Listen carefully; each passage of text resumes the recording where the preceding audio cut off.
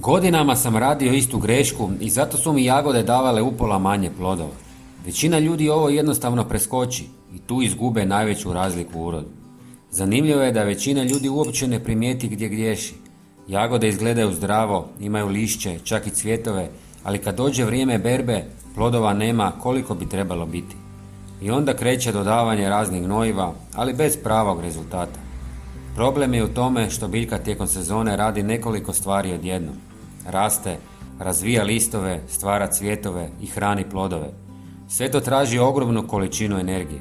Ako u tom trenutku nešto ne štima u tlu, biljka jednostavno uspori, ali to ne pokaže odmah. Tu većina krene dodavati još gnojiva, ali bez nekog pravog efekta. Nije stvar u količini, nego u tome koliko biljka može iskoristiti ono što već ima. Kada se to promijeni, razlika se vidi jako brzo. Prije nego vam pokažem što točno napraviti, napišite mi u komentarima što vi koristite za svoje jagode. Baš me zanima što vam se pokazalo najbolje. Sada idemo na ono bitno. U pola litre vruće vode dodajte sitno narezane kore banane. To je nešto što većina ljudi baca, a zapravo je jako korisno. Kore su bogate kalijem i fosforom koji su ključni za razvoj cvjetova i kasnije plodova. One će dati biljci dobru osnovu za rast. Sad već imate jaku bazu, ali to nije dovoljno jer sljedeći sastojak je najvažniji za početni rast. Dodajte 1 žlicu čaja od koprive. Kopriva sadrži puno dušika i drugih minerala koji su bitni za brži razvoj lišća i novih izboja. Kada je biljka na početku jaka, kasnije su plodovi puno veći. Kopriva jača biljku na mnogo načina i ne treba ju preskakati. Sada ću vam pokazati nešto što većina uopće ne koristi. Dodajte 1 žlicu nim praha.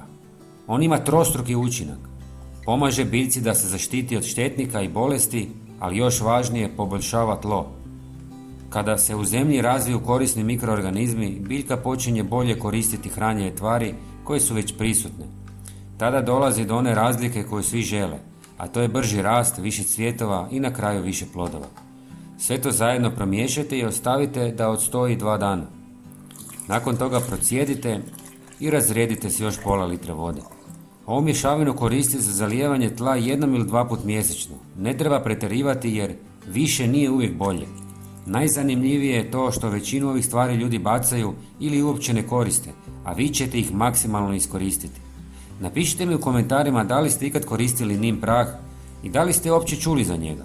Hvala vam i pozdrav do sljedećeg videa.